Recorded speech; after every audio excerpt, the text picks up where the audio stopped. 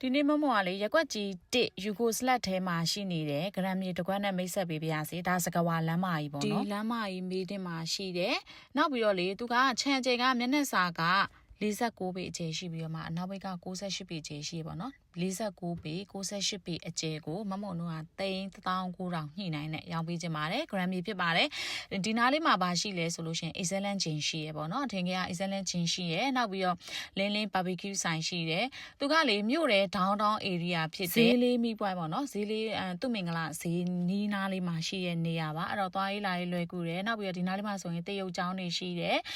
တရုတ်ဒီခမ်းမမင်္ဂလာခမ်းမတွေရှိတယ်အဲ့တော့အဓိကအထင်ကကတော့ဈေးလေးမိပွိုင်းနဲ့နေပြီးတော့မှတကယ်နေရာကောင်းလမ်းသာရှိရပေါ့နော်ဒီ barbecue ဆိုင်ရှိရနောက် excellent ဂျင်ရှိတယ် NPS school ရှိတယ်နောက်ပြီးတော့တရုတ်ကျောင်းရှိတယ်နောက်ပြီးတော့တရုတ်ဒီမင်္ဂလာခမ်းမရှိရပေါ့နော်အဲ့တော့တကယ်အထင်ကနေရာဖြစ်တယ်ပြောရမယ်ဆိုလို့ရှိရင်ဂျင်နီးတယ် excellent ဂျင်ဆိုလဲအနီးနားမှာရှိရတကယ်မြို့တဲ့ downtown area လို့ပြောလို့ရတဲ့နေရာပါနောက်တစ်ချိန်အတွက် investment လုပ်ထားမယ်ဆိုလို့ရှိရင်လဲတေချာပေါက်ကျိုးမြတ်ရမယ်မြေကွက်ပေါ့နော်အဲ့တော့ဒီနေရာလေးကိုစိတ်ဝင်စားပြီးကြည့်ချင်ခဲ့ဆိုရင်မမွန်တို့ရဲ့အလင်းမြေဖုန်းနံပါတ်3940609949ကိုဆက်သွယ်စုံစမ်းနိုင်ပါတယ်ရှင်အလင်းမြေရဲ့ page မှာလည်းစုံစမ်းနိုင်လို့မမွန်ရဲ့အကောင့်မှာလည်းစုံစမ်းနိုင်ပါတယ်ရှင်ကြည့်ရှုပေးကြတဲ့တူတယောက်ချင်းစီရင်ကိုကျေးဇူးအထူးတင်ရှိပါတယ်ရှင်